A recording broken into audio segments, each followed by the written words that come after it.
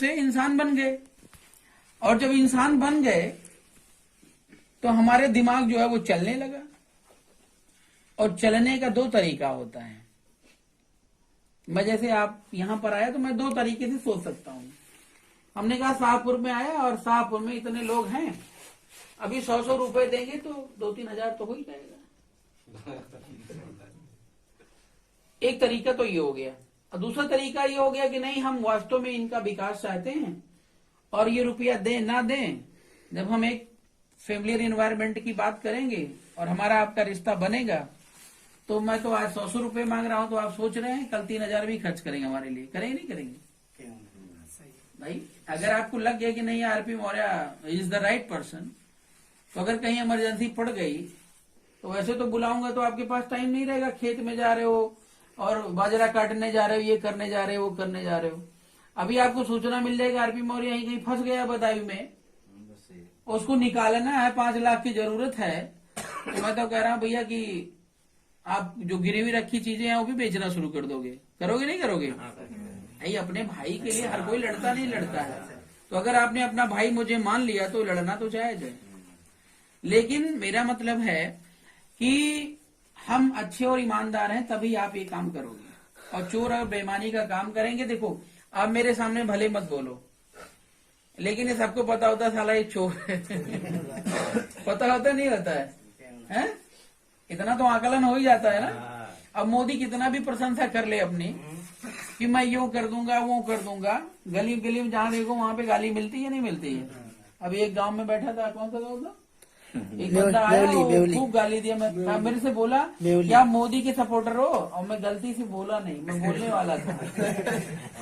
हम ये बोलने वाले थे कि अगर मैं बोल दूं कि भैया मैं मोदी का सपोर्टर हूं तो ये भाग जाएगा। मैं सोच रहा था कि भैया चला जाएगा, डिस्टर्ब नहीं करेगा, और गलती से बोला नहीं तो 20 गालियां हमें भी।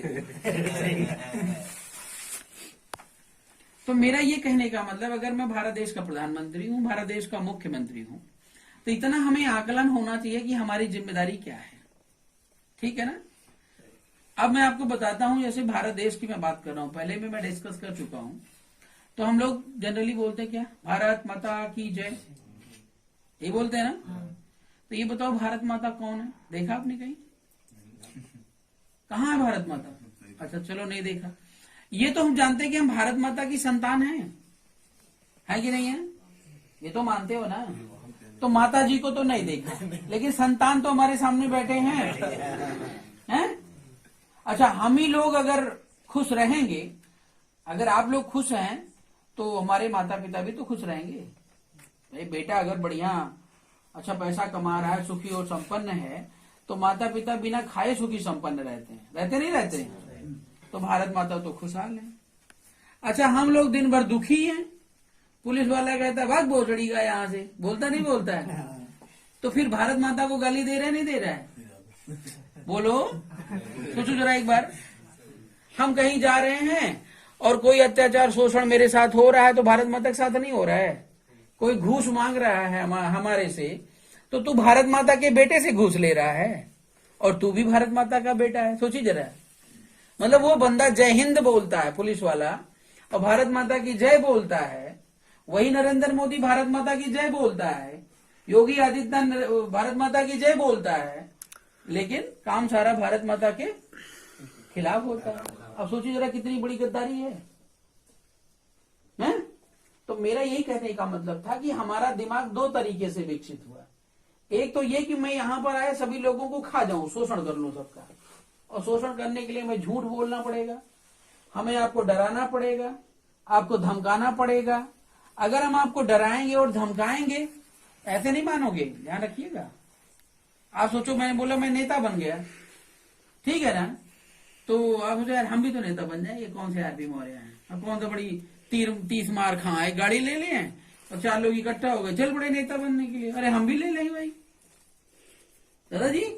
तो आप हमारी बात नहीं मानोगे, हमें आपको डराना पड़ेगा। डराने के लिए हेलीकॉप्टर का डर दिखाना पड़ेगा, एक नहीं 50 गाड़ियों का डर दिखाना पड़ेगा, एक असलाहधारी नहीं 20 असलाहधारी दिखाना पड़ेगा, समझ रहे हैं?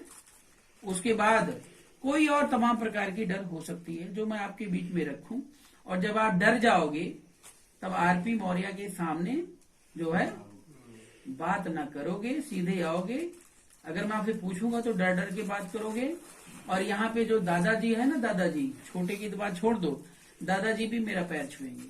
अब आप सोचो जरा, दादाजी भी मेरा, आपके जब्बू नगला बगल में है ना, तो मैं एक बार गया तो आरपी मौर्य के नाम सुने थे, तो वहां पे 3-4 दादा लोग थे, वो आके मेरा पैर, अरे कि दादाजी क्या है, पाप कर रहे हो है, मैं आपका बेटा हुआ, मेरा पैर छू रहे हो, और मेरे पैर पे गिर पड़े और रोने लगे। अब भाई उनको समस्या थी कुछ, तो साल भर नहीं हो रही थी और रोने लगे, क्योंकि क्या अपराध कर रहे हो। तो ये डर आपके बीच में बिठाना पड़ेगा। तो उस डर के लिए बताओ क्या करेंगे? रुपया पैसा खर्च करेंगे। और आपकी जो सोच है ना, आपकी सोच केवल गांव तक है।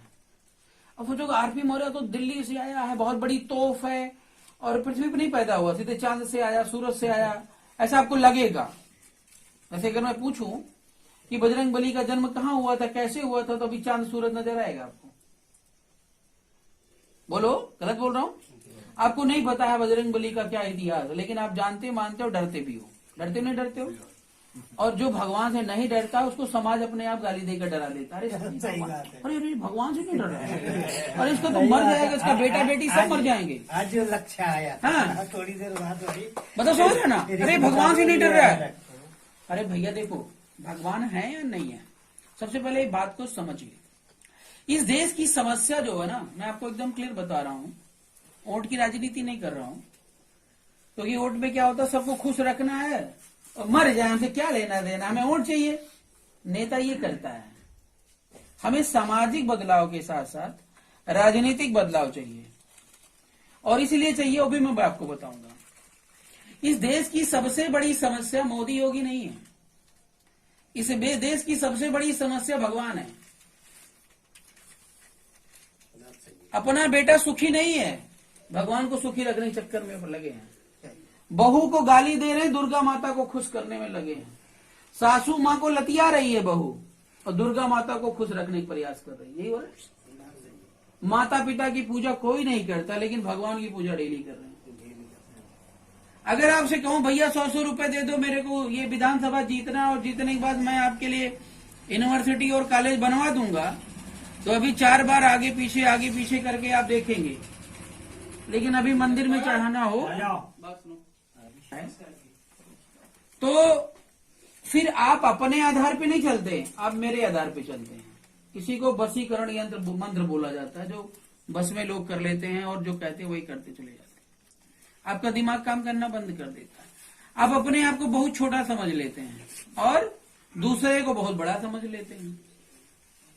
ठीक है ना? तो जो होगा वो होगा, मुझे नहीं पता क्या होगा, वो देखा जाएगा। बेटा पैदा हो गया है तो भैया राम ने दे दिया है, भगवान ने दे दिया है, अब जो बनेगा बनेगा, मैं क्या करूं भैया, ऐसे आप सबसे कहते फिरोगे, लेकिन बेटे को बनाने की चिंता आपके दिलो दिमाग से निकल जाएगी। मतलब एक रामायण में एक कहावत है कि जही विधि राखे नाम ते विधि रहिए, और सुबह हो या शाम राम राम कहिए।